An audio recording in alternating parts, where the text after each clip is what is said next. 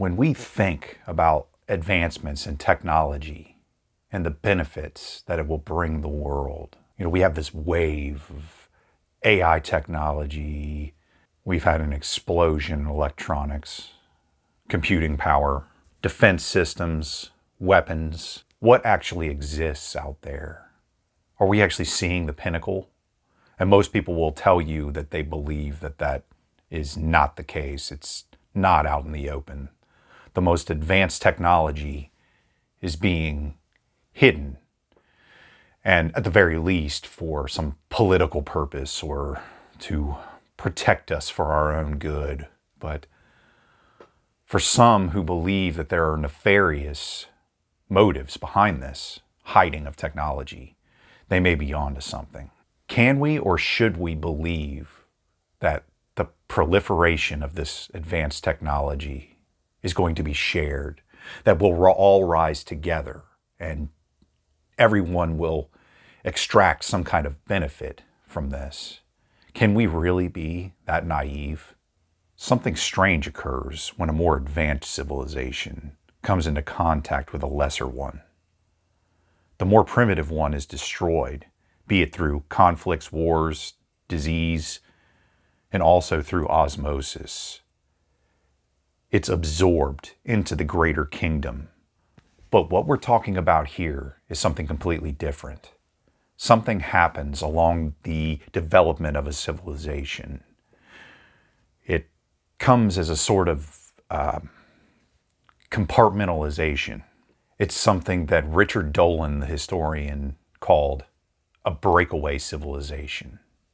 He described it as a society that develops advanced technologies and infrastructure outside conventional oversight, potentially in secrecy or parallel to mainstream society. It seems to be birthed out of the necessity for secrecy. A breakaway civilization is a subtle one. It's not any one country breaking off and something that you can just plainly see with visible boundaries of what it exists inside other nations, and it's sort of a compartmentalized elite. The technology is essentially being hoarded, leaving a small elite group to reap the benefits. In order to maintain its integrity, it has to stay secretive and protect itself. I mean, this has existed since ancient times. Two tribes disagree over resources, what have you, and they go to have kinetic warfare. They meet on the battlefield, death ensues. But this breakaway civilization is not without its conflict. And if its number one priority is staying hidden, then what would it do to protect itself, to maintain the secrecy? I didn't really want to go here at first, and I didn't want to dig into this story. I'm merely speculating, and this is just interesting theories that people have thrown out there. Did you guys ever watch Ancient Aliens? Do you remember David Wilcock? He was the blonde guy who had longer hair, and he's probably in his 50s now, I would say. But he had some very interesting theories. So it looks as though David Wilcock had some type of conflict with the police and may have met his end. The police are reporting it as self-inflicted. Now, before I go on, I'm going to mention that David had a lot of crazy ideas. For years, there was a small group convinced that David Wilcock was the reincarnation of Edgar Cayce. But yeah, Edgar Cayce was this visionary prophet and leader of some type of movement, and he was dealt some financial blows in the past recent years, and a corporation kind of rug pulled him, did something to just devastate him, basically cut off his income, and he's been struggling the last few years. But David's apparent end comes at the same time that all this attention is being drawn to these 11 scientists who have either gone missing or died under mysterious circumstances. A lot of self-inflicted type stuff, if you catch my drift. I'm going to be careful about my language, and I'm just not going to risk it. YouTube is YouTube. But over the last few years, we've had all these people who have been related to cutting edge science discoveries and people who are just sort of in close proximity to UFO programs have suddenly just, in the last few years, 11 of them. There may be something to this. I wouldn't doubt it for a second.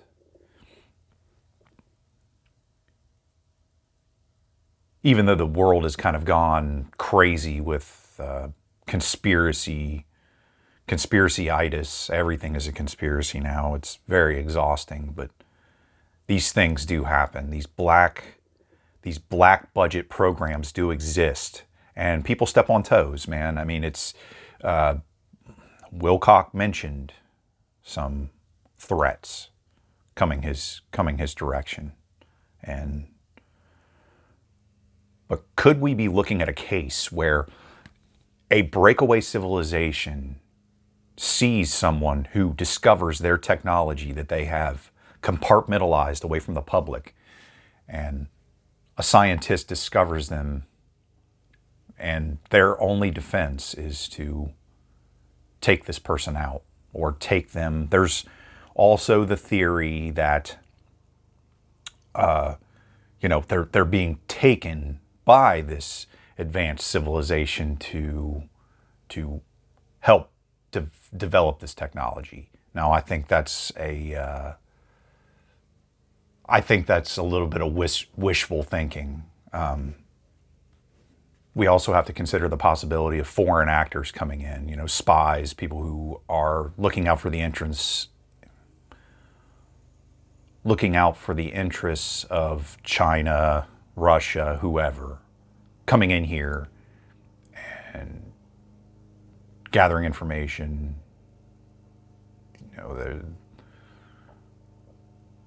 possibly even recruiting these people for their cause. But this is all speculation.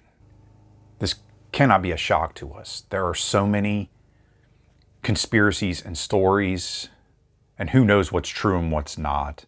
You just hear about these legends of a secret space program. The fact that we already have bases on Mars or the moon, and they're going about extremely secretive objectives up there. The possibility that we're already in contact, our government I'm talking about, is in contact with these extraterrestrials already. This is a possibility. It's kind of daunting stuff to imagine, just what is this planet? What is the function of this? These, what I believe to be angelic forces, fallen or not fallen, who are existing and proliferating throughout the cosmos, and who are visiting us and have a special interest in us for spiritual reasons, I believe. Exactly what does a society or culture look like when it's preparing to depart for the stars? You can call me a conspiracy theorist or a worrier or whatever. I don't care anymore, but you can just judge a tree by its fruit. This whole movement, these secret government projects, all of this, the ultimate goal is not good in the slightest. Anything that requires the death or, capture of informants and levels of secrecy and compartmentalization and the proliferation of elite groups of people who are paying to play to survive cataclysms, these deep underground military bases. I mean, it's the very definition of nefarious. You can't get much darker than this. You know, this condition that everything is sort of balancing on is this secrecy. Humankind is under a curse. We are under the influence of original sin. Whatever we build, whatever hierarchy, culture, whatever grand tower we build will just be a rerun of Babel. It's like an inescapable part of our nature. We're jumping ahead. You know, the mysteries of God, the inner workings of the heavenly realm. We want it, and we want it now. It's always been like that. The question arises, what is it that these people knew? Why was it so crucial to keep these people silent, if this is the case? I believe at the highest levels of these organizations, there's a greed that exists, a lust for power. I didn't set out to make this video doom and gloom, but what I'm saying is that it's just business as usual. It's more of the same. Just black book organizations doing black book organization stuff. Total disregard for truth. Their loyalty to whatever person or thing is actually running these organizations. The demonic influence is pretty apparent. I could honestly just go a bunch of different directions with this. And I don't want to get conspiratorial. I don't want to go off on a bunch of, go down a bunch of rabbit holes. We can theorize and speculate. 11 scientists. It's within the realm of possibility that they've taken out one of the guys I enjoyed watching on Ancient Aliens for whatever reason. It's just a sad time we're living in. But I guess the crux of the information I wanted to provide here is that this Richard Dolan's theory on the breakaway civilization is, as far as I can tell, being acted out in reality. I mean, he was a historian and that was sort of his theory, but